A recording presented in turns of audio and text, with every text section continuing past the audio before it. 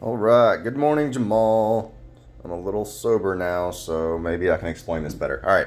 I'm going to use, all right, I think my last video that hopefully you've watched this morning explained the process of it. But your last comment last night said, if the stock reaches 40, I gain all that money until the expiration date. That's not true, and let me explain why. What's one of the hottest products on the market right now is the PS5, right? Right? They only made so many, and everyone's trying to get it. No one can get it, right? Okay, so the stores sell the PS5 for $550, right?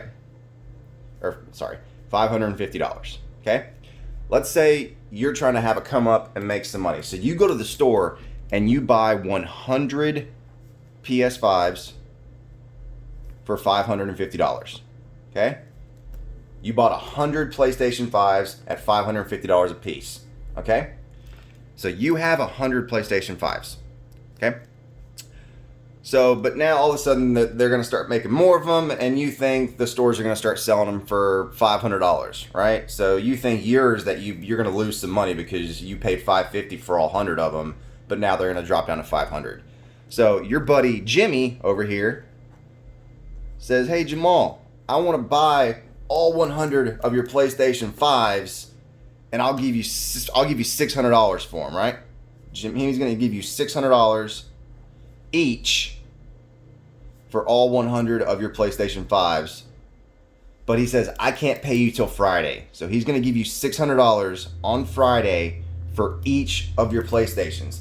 And he says, for good faith, I'm going to go ahead and give you $200 right now. So he's going to give you $200 right now, and that's your money, okay? So this 600 is your strike price that you set, okay? This is your strike.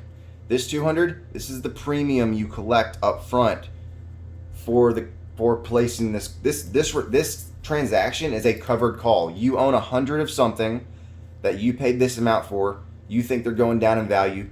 He gives you 200 up front and says, "Yo, I'm going to pay you 600 for them, but I need about a week to get my money." Okay? So this is the contract you two have entered. All right? So the way you lose is if the stock price goes up. So all of a sudden Sony says, "Yo, we're not making any more PlayStation 5s." So now these PlayStation 5s are all worth $1,000. Everyone's selling them for $1,000. Every single PlayStation 5 is worth $1,000. So just because the price of them went up, you don't have a ton more money. You still have the same 100 PlayStation 5s. Sure, you could go sell them for $1,000 a piece and have a big come up. But you already promised Jimmy you're going to sell them to him for $600. So instead of selling 100 PlayStation 5s at their now value of $1,000, which would be $100,000, you now have to sell all 100 of them to Jimmy for $600, which is only $60,000. Yeah, it's $60,000. But he also paid you the $200 premium. So for your PlayStation 5s, you're going to end up getting $60,200 instead of $100,000. So yeah, when the price of your stock goes up, you don't have that money until you sell it. I mean, even on an option, when you buy into an option, it's going green, green, green, green. You can't sell it. I mean, you can sell it, but you don't have that money. Ignore that last part. That it makes sense.